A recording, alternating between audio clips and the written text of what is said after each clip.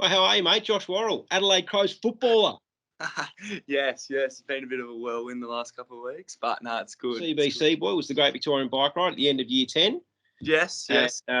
We also had a bit of time together on your Year 9 camp and some other time when you were here at CBC. And came in term 4, Year 7. And then, kind of loved my time at CBC. It was good fun.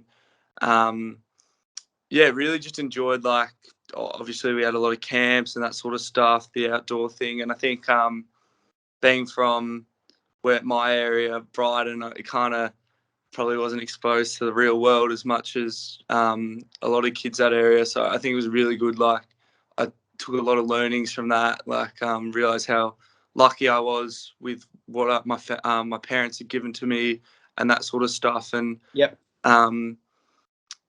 probably the biggest learning experience in my life was that I'm very privileged in what I've been given. And then with the footy side of things, Year 7, 8, I think we won the premiership. I think we won a premiership every year. Year 7, 8, 9 at CBC. We had a fairly good team. It was a lot of fun. We won a game after the siren down at what's that ground? What's the ground we play at? In St Kilda. Yeah, that one, that small ground. So got some fond memories down there. Kind of just was playing school footy as well as local footy, and then kind of everything involved into itself, sort of thing. And you're probably pretty lucky to have played with Atu Bosnavenilagi, who's now at North Melbourne after a year at Collingwood. So pretty special to have two of you out there running around. Well, I think we've exchanged texts a few times, kind of that mutual respect of CBC being in the same year and stuff. I think we talk a fair bit. Obviously, I was a year younger, so didn't get drafted till a year. Got drafted the year before him, but just obviously the mutual respect of playing at the next level, sort of thing. Fantastic. No, it's really exciting, and we're really, really happy for you. Who would you say was your biggest influence when you were here? You had a few different coaches. They're all going to want to know who was best. Who could claim the title of influencing your footy career? I can't. You can't really go past Eddie Cavolo, can you?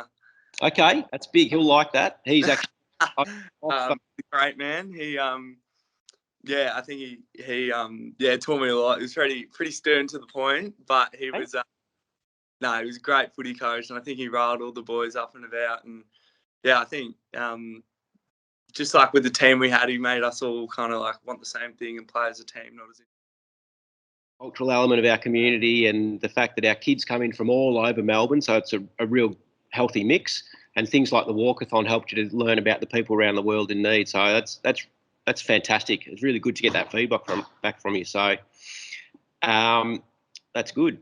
Can you let's jump forward a little bit to the draft experience? What was that like? Well, it was always a bit of a whirlwind. I had no idea, obviously, where I was going. So it was a big reality moving into state. That sort of thing. I was a bit, obviously, as any 18-year-old would be moving into state, you'd be pretty nervous moving away from parents and stuff. Got to draft night. It was over 2 nights. Wasn't particularly sure whether I'd get picked on the first night or the second night.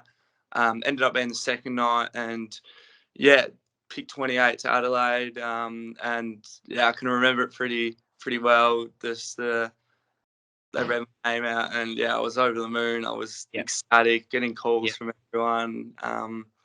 It was probably second best day of my life now, but it was one of the more amazing experiences in my life. Yeah, fantastic. That's great. And watching the footy the other night when you had that when you played your game, and the boys really got around you. What sort of network have they created for you there? I did see Rory Sloane and Tex Walker getting up and talking to you after the game, and the coach.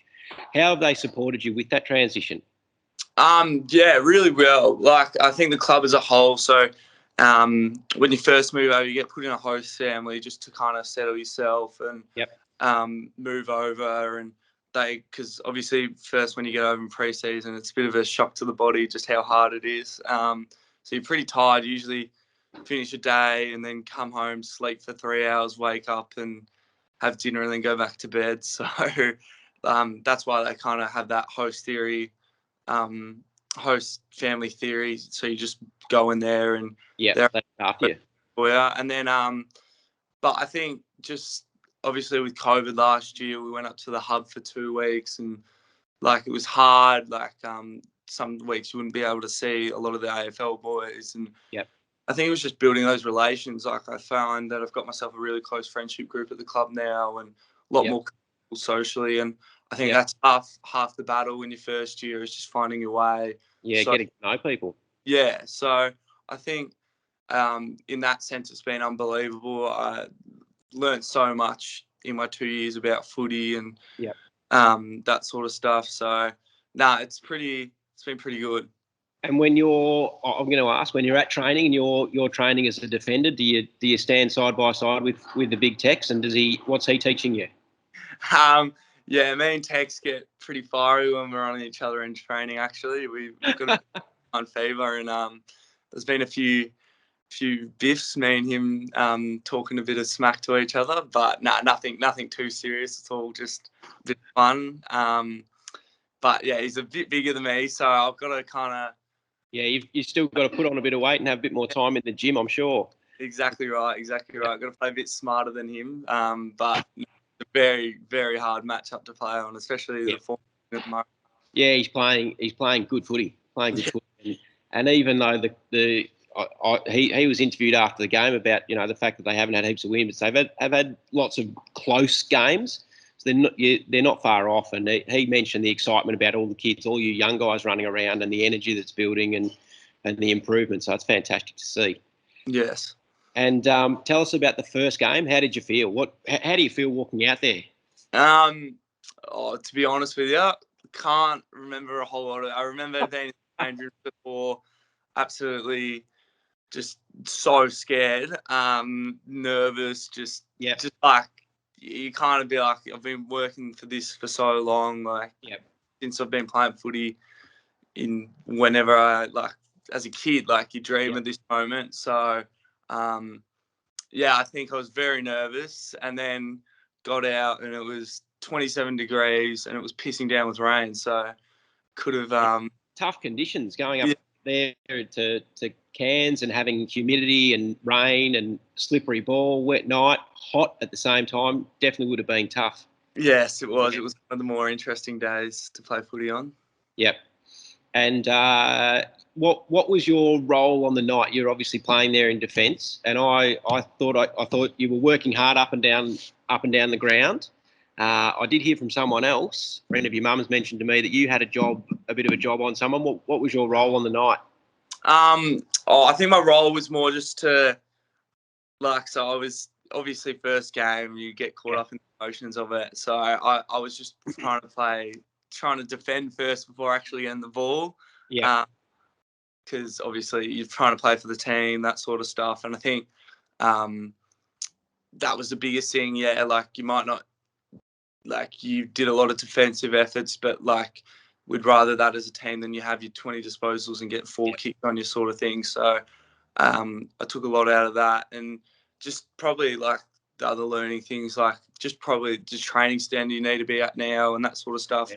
Just purely because it's so, it's the hardest thing I've ever done. The hardest I push my body and that sort of thing. It's just the pace of it, the big bodies. Everyone on that field is the best at what they do, sort of thing. So you need to be 100% all the time. So I think you take a lot from that. Yeah. Yeah, well, I'd agree. I could see how hard you were working. I could see when you looked at the bench one stage after a contest on the boundary line and you were looking at the bench wanting to come off. Yeah, and I remember watching Atu's first game too, and he looked exhausted. He was, just the running you've got to do. And as you know, everyone knows, you talk about your pre-season and making the adjustment. It's just time to build your body up and build that running ability. So, exactly. You're on a journey. Yeah. All right. Well, it's fantastic, mate. Really excited for you. We're really proud of what you've done and proud that you and Atu, you're part of our community forever. I look forward to catching up with you at a reunion at some stage. And look forward to watching more games to get some more game time in and watch the young Crows progress. So really Thank you. exciting time. I appreciate that. Beautiful. I have to ask one more thing, Josh. Yes. That mullet, mate, what's going on there? That's terrible. There's a lot in it, isn't it? No, I originally got one of the boys to do it, and then yeah, it's kind of just progressed from there. It's nice, I reckon. I reckon it's got a bit of character to it. Good work. All right. Well, exciting times, and we wish you all the best, and we'll keep in touch, eh? Take care of yourself. Thank you. All right, mate. Take care. Nice to see you. Yeah.